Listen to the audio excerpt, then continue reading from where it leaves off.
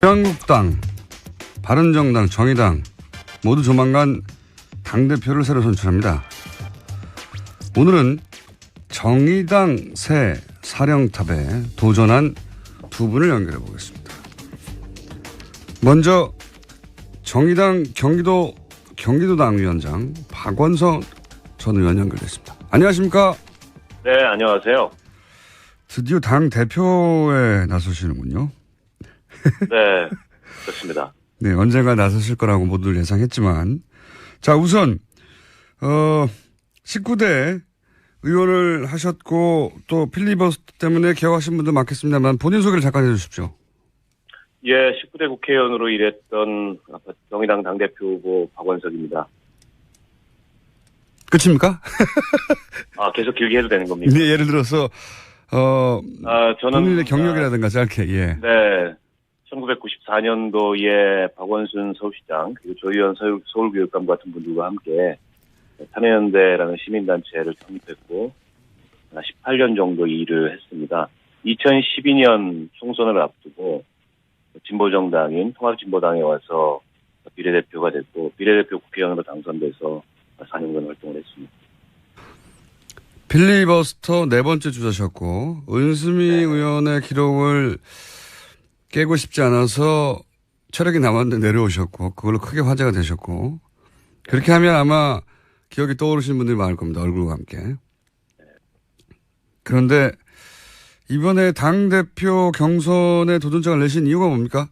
네. 똑같은 질문을 제가 잠시 후에 라이벌 앞으로 싸울 상대 후보에게 드릴 텐데 네. 이유가 뭔가요? 한마디로 말씀드리면 이기는 정의당을 만들고 싶어서 당대표에 출마했습니다.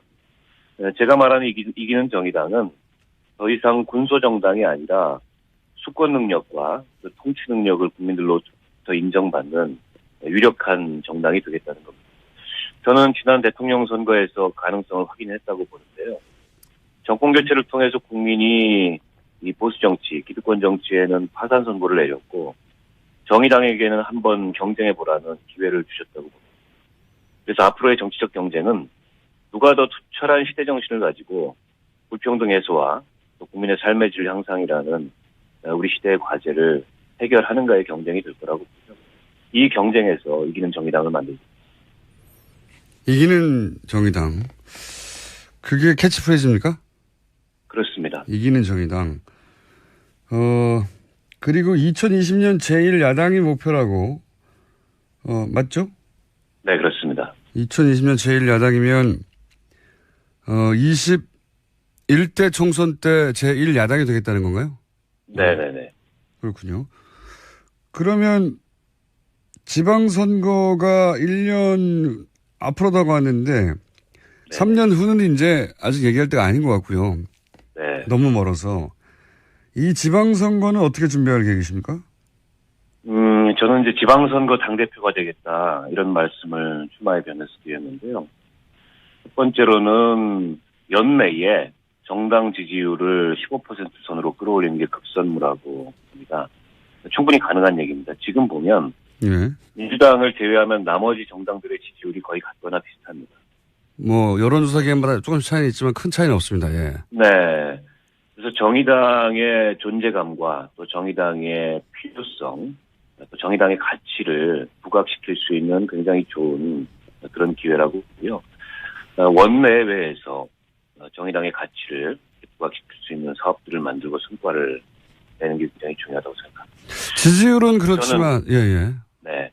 정당 지지율을 바탕으로 해서 예. 내년 지방선거에서 17개 모든 광역자치단체에서 이 비례대표를 당선시키겠다는 목표를 우선 갖고 있습니다. 두 번째로는 정의당의 현재의 당력으로 모든 지역에서 좋은 지방선거 성과를 내기는 쉽지 않습니다. 때문에 전략 지역을 정해서 선택과 집중 방식으로 선거를 준비해 갈 겁니다. 중요한 지역이 이제 서울과 수도권 그리고 호남, 영남인데요. 그렇게 전략 지역을 정하게 되면 거기서는 단체장부터 기초의회까지 모두 출마하는 그런 선거 준비를 하겠습니다. 그러려면 몇 가지가 우선 필요한데 경쟁력 있는 후보 발굴을 하는 게 중요하고 이 일을 지역에만 맡겨놓는다고 되는 게 아니고 대표가 전국을 뛰면서 시도당 위원장님들이나 지역위원장과 머리를 맞대고 사람을 발굴하겠습니다. 세 번째로는 이렇게 사람만 발굴한다고 또 되는 게 아닙니다. 출마하고 당선될 수 있도록 당이 전폭적으로 지원을 해야 되는데요. 얼마 전에 이제 중앙당 후원회 제도가 합법화됐지 않습니까? 50억까지 후원금을 모아서 쓸 수 있는데 이 50억을 우선 모아서 다른 데 쓰는 거는 우선 나중이고 지방선거 후보자 발굴과 지원에 전적으로 쓰겠다. 이런 계획을 하고 있습니다. 1차적으로 지방선거로 승리하겠다? 네. 그러면 그게 이제 승리로 느껴지려면, 기초단체장 정도로는 이제 감이 안 오고 도지사나 광역시장 정도는 돼야 이게, 정의당의 존재감을 확인할 수 있지 않습니까? 네네. 목표라는 도지사 혹은 광역단체장 있습니까? 도지사 광역단체장을 후보를 발굴해서 예. 유의미한 경쟁과 승부를 벌이겠습니다. 그런데 이제 현재 조건에서 도지사 광역단체장에 승리할 수 있는 후보가 있느냐? 예. 그게 어느 광역단체냐라고 질문을 던진다면 아직은? 현재로서는 아직까지는 준비는 안 돼 있고 일단 저 스스로가 당 대표가 되게 되면 저 스스로도 선거 준비를 하겠습니다. 이 당원이 요구하고 또 당이 필요로 한다면 그게 어느 지역이든 출마할 그런 준비가 돼 있다. 예를 들어서 경기도지사에 나간다든가 이럴 수 있으시다는 거죠, 당대표. 지금 확언할 수는 없겠지만 예. 당이 그렇게 필요로 하고 당원들이 요구한다면 언제든 어느 자리든 출마해서 지방선거를 이끌 준비가 돼 있습니다. 민주당과의 관계는 물론 협력도 하고 견제도 한다는 일반론은 누구나 얘기할 수 있는데 예. 좀 상징적으로 한두 마디로 압축할 수 있는 의원님만의 관계 설정이 있습니까? 민주당과의 여당과의 관계 설정? 문재인 정부 개혁 속에 우리의 성공, 우리의 성과를 만드는 게 굉장히 중요하다고 저는 생각합니다. 어떤 의미입니까? 문재인 정부의 개혁은 성공해야 됩니다. 문재인 정부는 단지 민주당 정부가 아니고 이 촛불이 만든 정부이기 때문에 그렇습니다. 문재인 정부가 실패하면 그건 곧 이 촛불 시민혁명에서 나타났던 그런 시민들의 열망이 실패하는 거라고 보고요. 정의당이 문재인 정부의 개혁에 협력하겠다는 것은 문재인 정부나 민주당이 좋아서가 아니고 정의당이 무슨 민주당이 이중되어서가 아니라 촛불 시민혁명이 실패해서는 안 되기 때문에 그렇습니다. 물론 마냥 협조할 수 없습니다. 잘못하는 점에 대해서는 단호하게 견제도 하고 비판도 할 텐데 핵심은 제가 앞서도 말씀드렸듯이 우리가 수권 능력을 쌓아가고 또 통치를 할 수 있는 그런 정치 세력이라는 것을 국민들로부터 실천적으로 증명을 받기 위해서는 문재인 정부 개혁이 추진되는 그 안에 정의당의 성과를 만드는 겁니다. 저건 정의당의 의제고 또 정의당이 저 상황을 주도해서 저 개혁을 견인했다라는 것을 국민들이 인정받을 수 있는 그런 성과를 만들기 중요하다. 좀 구체적으로 말씀해 주신다면요? 예를 들어서. 이를테면 지금 적폐청산이 이 정부에서 굉장히 중요한 과제지 않습니까? 예. 그건 이제 정상국가를 만들자는 거고 그건 사실은 저는 문재인 정부가 굉장히 잘할 수 있다고 생각합니다. 예. 그런데 정의당은 여기서 한 발 더 나가서 복지국가를 만들자는 게 정의당의 목표고 또 비전이고 그렇습니다. 그렇다면 비정규직 정규직화 문제라든지 또 최저임금의 문제라든지 심상정 후보가 선거 공약으로 내걸었던 육아휴직 확대 문제라든지 기초연금 확대 문제라든지 이런 사회경제 개혁의 의제를 원내에서 정의당이 선도하고 또 그런 의제들이 개혁 법안을 통해서 국회에서 성공한다면 저는 그게 바로 문재인 정부 개혁 추진 가운데에서 정의당의 성과를 만드는 방법이고 국민들이 볼 때 정의당의 수권 능력, 정의당의 통치 능력 이런 걸 입증하는 그런 실천적인 결과를 만드는 거라고 생각합니다. 이정미 의원도 당대표 출마를 하셨는데 이정미 의원보다 본인이 왜 낫죠? 이정미 의원하고는 제가 개인적으로 가까울 뿐만 아니라 예. 아마도 평생 이 진보정당의 동료로 그렇게 서로 협력하고 또 서로 격려하면서 정치를 해나가지 않을까 싶습니다. 다만 이제 제가 이번 당대표 출마하면서 말씀드리고자 하는 바는 지금 우리에게 필요한 리더십은 진보정당 안에서만 머물렀던 리더십이 아니고 당이 그 이후에 만나야 될 진보정당 밖의 세상으로 우리 당을 안내할 수 있는 그런 리더십이 필요하다. 진보정당 안의 그런 경험과 시각은 심상정, 노회찬 누군가 같은 그런 1세대 리더십으로 충분한 거 아닌가 이런 말씀을 드리고 싶고요. 제가 19대 비례대표 초선 국회의원으로서 4년간 의정 활동했는데 사실은 비례대표 초선 국회의원은 4년간 의정 활동하기도 굉장히 벅차고 바쁩니다. 저는 거기에 전념을 했고 또 전념함으로 인해서 일정한 성과도 냈고 잘했다는 평가를 받았습니다. 제가 지난 2년 동안 정의당의 경기도당 위원장을 맡았었거든요. 그래서 경기도당의 조직을 재건하고 바닥으로부터의 정당 리더십을 만들었습니다. 이기는 정의당 또 통치 능력을 인정받는 정의당을 위해 일할 준비가 되어 있다고 생각하고요. 앞서 우리 총수님께서 필리버스터 말씀을 많이 해주셨는데 9시간 30분 동안 필리버스터를 했던 그런 어떤 강인함이랄까요? 또 이번 대선에서 심상정 후보의 TV토론 단장을 맡아서 당의 전략적인 그런 승리를 만들어냈던 그런 어떤 실력 이런 걸 이제 당을 위해서 쓸 수 있도록 우리 당원들께서 기회를 주실 것을 이 방송을 빌어서 부탁드립니다. 알겠습니다. 오늘은 점잖게 했고요. 따로따로 연결하는 거라 두 분을 한꺼번에 모시고 좀 야박하게 전투적으로 머리끄댕이를 잡게. 오늘은 첫 소개니까 여기까지 하겠습니다. 오늘 말씀 감사합니다. 네, 고맙습니다. 네. 지금까지 정의당의 박원석 전 의원이었습니다. 이어서 이정미 의원 연결해 보겠습니다. 안녕하십니까? 네, 안녕하세요. 이정미입니다. 네. 제가 이제 방송, 라디오 연결하면서 항상 느끼는 건데, 여성분들이 항상, 훨씬 더 유리해요, 라디오에서는. 그래요? 목소리가 딱딱 꽂힙니다. 네. 감사합니다. 자, 우선 본인 소개부터 해주십시오. 저는 이번에 정의당 당직 선거에 당대표로 도전한 20대 국회의원 이정미입니다. 오자 토론에서 자주 인사드렸는데 오늘은 이렇게 라디오로 연결되었네요. 네. 네. 본인 경력 소개를 좀 해주십시오. 저는, 작년 총선 때 당원들의 총투표로 선출돼서 비례대표 1번을 받아서 20대 국회의원이 되었고요. 지금 국회 환경노동위원회와 여성가족위원회에서 일을 하고 있습니다. 그리고 제 이력 중에 가장 좀 자랑하고 싶은 것은 지난 대통령 탄핵소추 과정에서 국회 탄핵소추위원으로 일을 했었다는 것입니다. 그 이전에는 민주노동당부터 시작해서 정의당까지 진보정당의 최고위원, 지역위원장, 대변인 등을 맡아오면서 어려웠지만 한눈 안 팔고 제대로 된 좋은 진보정당 만들자고 쭉 한 길을 걸어왔었습니다. 제가 이제 같은 질문을 좀 다르게 들어볼게요. 앞에 박원석 전 의원. 네. 보다 이정미 의원이 뭐가 낫죠?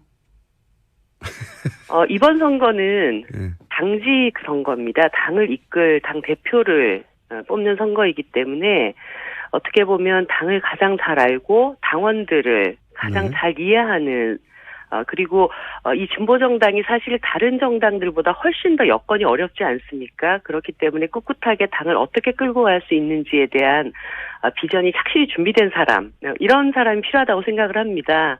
그런 점에서 제가 여러 진보정당의 부침을 겪어왔고 현대적인 진보정당을 만들기 위한 창당 멤버이기도 했고 그 과정에서 당을 제대로 이끌 수 있는 리더십이 착실히 준비된 사람이라고 해야 할까요? 그런 게 저의 강점이라고 할 수 있겠죠. 그걸 거꾸로 박원석 의원은 본인은 시민운동으로 출발했고, 네.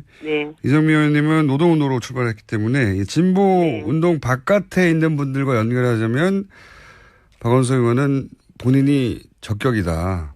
네. 확대해 나가야 된다. 이런 이야기를 하시던데. 저는 사실 노동과 시민이라고 하는 것이 그렇게 구분될 수 있는 카테고리인가 이런 생각을 하고 있습니다. 우리 사회의 대다수의 시민이 일하면서 먹고 사는 사람들 아닙니까?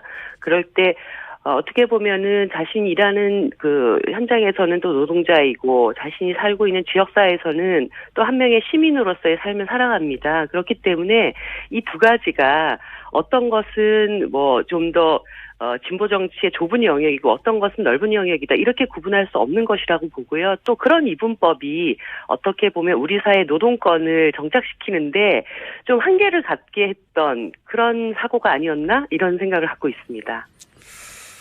본인의 캐치프레이즈는 뭡니까? 저는 얼굴 없는 민주주의를 끝내고 정의당을 집권을 꿈꾸는 유력 정당으로 발전시키겠다. 이런 포부를 밝혔습니다. 이게 무슨 말입니까? 얼굴 없는 민주주의를 끝내는 게? 지난 대선에 약간 공포 영화스러운데요, 이거. 얼굴 없는 민주주의. 네. 네. 사실 공포스러운 현상이죠. 그러니까 우리 사회의 대다수의 여성이나 20대 그리고 비정규직 같은 분들 사실 우리 사회 다수를 차지하고 있지만 한 번도 사회에 제대로 이분들이 대표된 적이 없고 정치가 이분들을 대의한 적이 없습니다.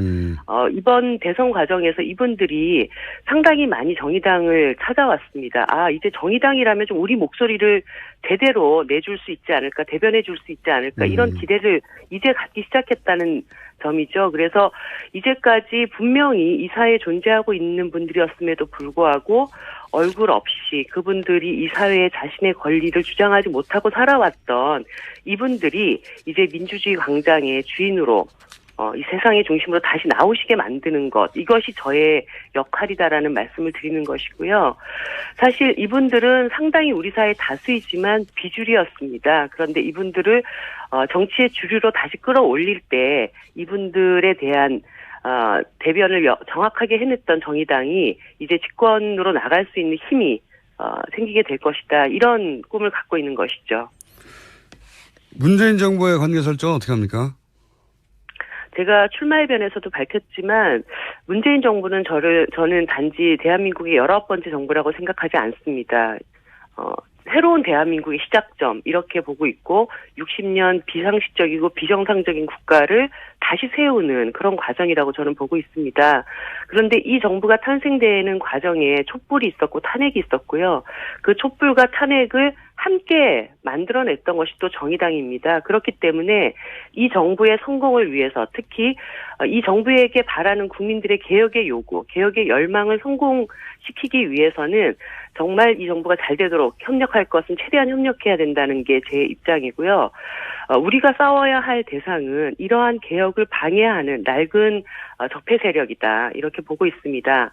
물론 문재인 정부가 개혁에 미흡하거나 그 방향이 잘못됐을 때는 누구보다 앞서서 비판하고 개혁을 잘된 방향으로 이끌 수 있도록 노력하는 것이 저희들의 몫이다라고 보고 있습니다. 그러니까 두 분 다 잘하는 건 잘한다. 네. 못하는 건 못한다. 네. 그 정도 얘기인데 혹시 지방선거 관련해서 본인만의 특별한 전략이 있습니까?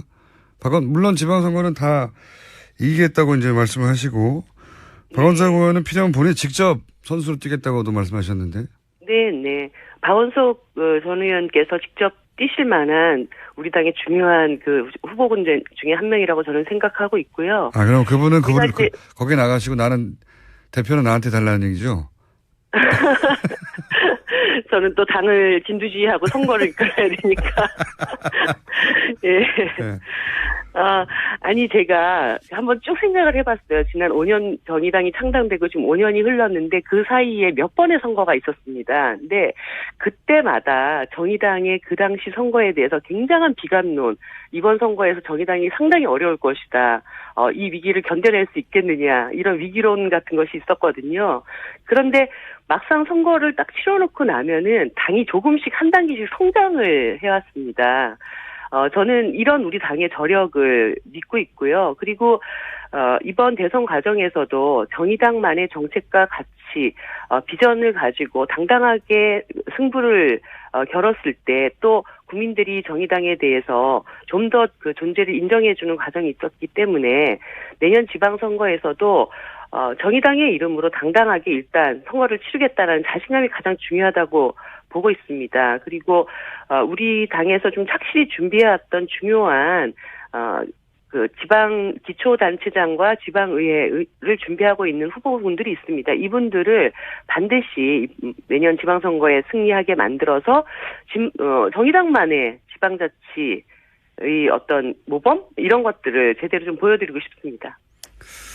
혹시 예를 들어서 이 동네만큼은 이 광역 만큼은 정의당이 가져가겠다고 그래서 뭐 예전에는 뭐 후보 단일화 이런 식으로 표현을 했었는데 네. 예를 들면 민주당과 어느 지역 정도는 딜을 해서 이 지역 정도는 우리가 가져가겠다. 혹시 그런 전략 같은 것도 있으십니까? 지금 제가 이 방송에서 내고 뭐 딜을 어떻게 할 것인가 이거는 다 상대가 있고 서로 그 당시에 조건이 어떻게 형성되는가에 따른 문제이라고는 보는데 네. 일단 가장 중요한 것은 정의당 독자의 힘으로 내년 지방선거를 돌파하겠다라는 의지 이것을 말씀드리고 싶고요. 다만 이번 대선 과정에서도 노동자들이 밀집되어 있는 지역에서 정의당의 득표가 상당히 많이 나왔습니다. 예를 들어서 20대 여성 노동자들의 기숙사가 있었던 파주시 같은 경우에서는 두 자릿수가 훌쩍 넘는 이런 그 득표를 보인 것도 있었습니다. 그래서 예를 들어 인천이라든가 울산이라든가 우리 그 노동자들이 밀집되어 있는 그런 기초단체장은 저희들이 좀 이번엔 제대로 승리를 거둬보겠다라는 그런 의지를 가져야 된다고 봅니다. 알겠습니다. 저희가 첫 시간이고 따로따로 연결하다 보니까 선택과 집중 방식으로 선거를 준비해 갈 겁니다. 중요한 지역이 이제 서울과 수도권 그리고 호남, 영남인데요. 그렇게 전략 지역을 정하게 되면 거기서는 단체장부터 기초의회까지 모두 출마하는 그런 선거 준비를 하겠습니다. 그러려면 몇 가지가 우선 필요한데 경쟁력 있는 후보 발굴을 하는 게 중요하고 이 일을 지역에만 맡겨놓는다고 되는 게 아니고 대표가 전국을 뛰면서 시도당 위원장님들이나 지역위원장과 머리를 맞대고 사람을 발굴하겠습니다. 세 번째로는 이렇게 사람만 발굴한다고 또 되는 게 아닙니다. 출마하고 당선될 수 있도록 당이 전폭적으로 지원을 해야 되는데요. 얼마 전에 이제 중앙당 후원회 제도가 합법화됐지 않습니까? 50억까지 후원금을 모아서 쓸 수 있는데 이 50억을 우선 모아서 다른 데 쓰는 거는 우선 나중이고 지방선거 후보자 발굴과 지원에 전적으로 쓰겠다. 이런 계획을 하고 있습니다. 1차적으로 지방선거를 승리하겠다? 네. 그러면 그게 이제 승리로 느껴지려면, 기초단체장 정도로는 이제 감이 안 오고 도지사나 광역시장 정도는 돼야 이게, 정의당의 존재감을 확인할 수 있지 않습니까? 네네. 목표라는 도지사 혹은 광역단체장 있습니까? 도지사 광역단체장을 후보를 발굴해서 예. 유의미한 경쟁과 승부를 벌이겠습니다. 그런데 이제 현재 조건에서 도지사 광역단체장에 승리할 수 있는 후보가 있느냐? 예. 그게 어느 그 광역단체냐라고 질문을 던진다면 아직은? 현재로서는 아직까지는 준비는 안 돼 있고 일단 저 스스로가 당 대표가 되게 되면 저 스스로도 선거 준비를 하겠습니다. 이 당원이 요구하고 또 당이 필요로 한다면 그게 어느 지역이든 출마할 그런 준비가 돼 있다. 예를 들어서 경기도지사에 나간다든가 이럴 수 있으시다는 거죠, 당대표. 뭐 지금 확언할 수는 없겠지만 예. 당이 그렇게 필요로 하고 당원들이 요구한다면 뭐 언제든 어느 자리든 출마해서 지방선거를 이끌 준비가 돼 있습니다. 민주당과의 관계는 물론 뭐 협력도 하고 견제도 한다는 일반론. 한국당, 바른정당, 정의당 모두 조만간 당대표를 새로 선출합니다. 오늘은 정의당 새 사령탑에 도전한 두 분을 연결해 보겠습니다. 먼저 정의당 경기도당 위원장 박원석 전 의원 연결됐습니다. 안녕하십니까? 네, 안녕하세요. 드디어 당 대표에 나서시는군요. 네, 그렇습니다. 네, 언젠가 나서실 거라고 모두들 예상했지만. 자, 우선, 19대 의원을 하셨고, 또 필리버스터 때문에 기억하신 분도 많겠습니다만, 본인 소개를 잠깐 해주십시오. 예, 19대 국회의원으로 일했던 정의당 당대표 후보 박원석입니다. 끝입니까? 계속 길게 해도 되는 겁니까? 네, 예를 들어서, 저는. 본인의 경력이라든가 짧게, 예. 네. 1994년도에 박원순 서울시장 그리고 조희연 서울교육감 같은 분들과 함께 참여연대라는 시민단체를 창립했고 18년 정도 일을 했습니다. 2012년 총선을 앞두고 진보정당인 통합진보당에 와서 비례대표가 됐고 비례대표 국회의원으로 당선돼서 4년간 활동을 했습니다. 필리버스터 네 번째 주자셨고 은수미 의원의 기록을 깨고 싶지 않아서 체력이 남았는데 내려오셨고 그걸로 크게 화제가 되셨고 그렇게 하면 아마 기억이 떠오르시는 분들이 많을 겁니다. 얼굴과 함께. 그런데 이번에 당대표 경선에 도전장을 내신 이유가 뭡니까? 네. 똑같은 질문을 제가 잠시 후에 라이벌 앞으로 싸울 상대 후보에게 드릴 텐데 네. 이유가 뭔가요? 한마디로 말씀드리면 이기는 정의당을 만들고 싶어서 당대표에 출마했습니다. 제가 말하는 이기는 정의당은 더 이상 군소정당이 아니라 수권 능력과 그 통치 능력을 국민들로부터 인정받는 유력한 정당이 되겠다는 겁니다. 저는 지난 대통령 선거에서 가능성을 확인했다고 보는데요. 정권 교체를 통해서 국민이 이 보수 정치, 기득권 정치에는 파산 선고를 내렸고 정의당에게는 한번 경쟁해보라는 기회를 주셨다고 봅니다. 그래서 앞으로의 정치적 경쟁은 누가 더 투철한 시대 정신을 가지고 불평등 해소와 또 국민의 삶의 질 향상이라는 우리 시대의 과제를 해결하는가의 경쟁이 될 거라고 보죠. 이 경쟁에서 이기는 정의당을 만들고 이기는 정의당. 그게 캐치프레이즈입니까? 그렇습니다. 이기는 정의당. 그리고 2020년 제1야당이 목표라고. 맞죠? 네, 그렇습니다. 2020년 제1야당이면 21대 총선 때 제1야당이 되겠다는 건가요? 네네네. 그렇군요. 그러면 지방선거가 1년 앞으로 다가왔는데 3년 후는 이제 아직 얘기할 때가 아닌 것 같고요. 네. 너무 멀어서. 이 지방선거는 어떻게 준비할 계획이십니까? 저는 이제 지방선거 당대표가 되겠다 이런 말씀을 출마의 변에서 드렸는데요. 첫 번째로는 연내에 정당 지지율을 15% 선으로 끌어올리는 게 급선무라고 봅니다. 충분히 가능한 얘기입니다. 지금 보면 예. 민주당을 제외하면 나머지 정당들의 지지율이 거의 같거나 비슷합니다.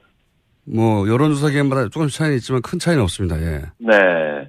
그래서 정의당의 존재감과 또 정의당의 필요성, 또 정의당의 가치를 부각시킬 수 있는 굉장히 좋은 그런 기회라고 보고요.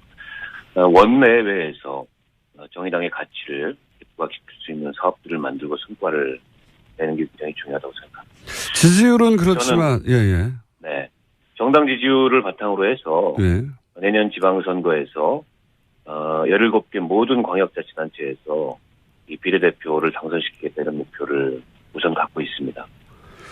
두 번째로는 정의당의 현재의 당력으로 모든 지역에서 좋은 지방선거 성과를 내기는 쉽지 않습니다. 때문에 전략 지역을 정해서 누구나 얘기할 수 있는데 예. 좀 상징적으로 한두 마디로 압축할 수 있는 의원님만의 관계 설정이 있습니까? 민주당과의 여당과의 관계 설정? 문재인 정부 개혁 속에 우리의 성공, 우리의 성과를 만드는 게 굉장히 중요하다고 저는 생각합니다. 어떤 의미입니까? 문재인 정부의 개혁은 성공해야 됩니다. 문재인 정부는 단지 민주당 정부가 아니고 이 촛불이 만든 정부이기 때문에 그렇습니다. 문재인 정부가 실패하면 그건 곧 이 촛불 시민혁명에서 나타났던 그런 시민들의 열망이 실패하는 거라고 보고요.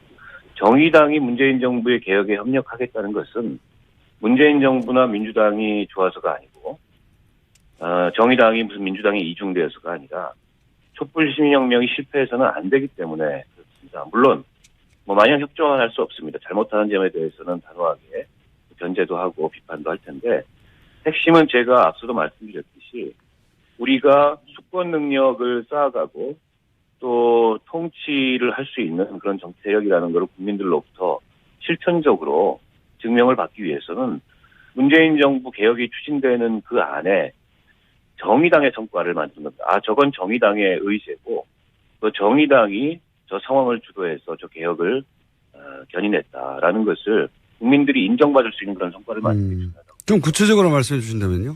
예를 들어서. 이를테면 지금 적폐청산이 이 정부에서 굉장히 중요한 과제지 않습니까? 예. 그건 이제 정상국가를 만들자는 거고, 그건 사실은 저는 문재인 정부가 굉장히 잘할 수 있다고 생각합니다. 예. 그런데 정의당은 여기서 한 발 더 나가서 복지국가를 만들자는 게 정의당의 목표고 또 비전이고 그렇습니다. 그렇다면 뭐 비정규직 정규직화 문제라든지 또 최저임금의 문제라든지 심상정 후보가 선거 공약으로 내걸었던 육아휴직 확대 문제라든지 기초연금 확대 문제라든지 이런 사회경제 개혁의 의제를 원내에서 정의당이 선도하고 또 그런 의제들이 개혁 법안을 통해서 국회에서 성공한다면 저는 그게 바로 문재인 정부 개혁 추진 가운데에서 정의당의 성과를 만드는 방법이고 국민들이 볼 때 정의당의 수권 능력, 정의당의 통치 능력 이런 걸 입증하는 그 실천적인 결과를 만드는 거라고 생각합니다.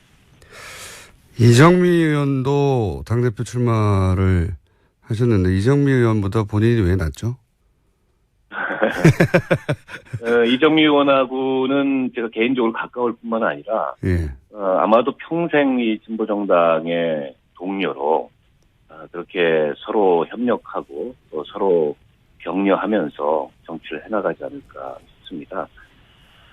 다만 이제 제가 이번 당대표 출마하면서 말씀드리고자 하는 바는 지금 우리에게 필요한 리더십은 진보정당 안에서만 머물렀던 리더십이 아니고 당이 그 이후에 만나야 될 진보정당 밖의 세상으로 우리 당을 안내할 수 있는 그런 리더십이 필요하다. 진보정당 안의 그런 경험과 시각은 심상정 노회찬 두 분과 같은 그런 1세대 리더십으로 충분한 거 아닌가 이런 말씀을 드리고 싶고요. 제가 19대 비례대표 초선 국회의원으로서 4년간 의정을 활동했는데 사실은 비례대표 초선 국회의원은 4년간 의정 활동하기도 굉장히 벅차고 바쁩니다. 저는 거기에 전념을 했고 또 전념함으로 인해서 일정한 성과도 내고 잘했다는 평가를 받았습니다. 제가 지난 2년 동안 정의당의 경기도당 위원장을 맡았었거든요. 그래서 경기도당의 조직을 재건하고 바닥으로부터의 정당 리더십을 만들었습니다. 이기는 정의당 또 통치 능력을 인정받는 정의당을 위해 일할 준비가 되어 있다고 생각하고요. 앞서 우리 총수님께서 필리버스터 말씀을 많이 해주셨는데 9시간 30분 동안 필리버스터를 했던 그런 어떤 강인함이랄까요? 또 이번 대선에서 심상정 후보의 TV토론 단장을 맡아서 당의 전략적인 그런 승리를 만들어냈던 그런 어떤 실력 이런 걸 이제 당을 위해서 쓸 수 있도록 우리 당원들께서 기회를 주실 것을 방송을 빌어서 부탁드립니다. 알겠습니다. 오늘은 점잖게 했고요. 따로따로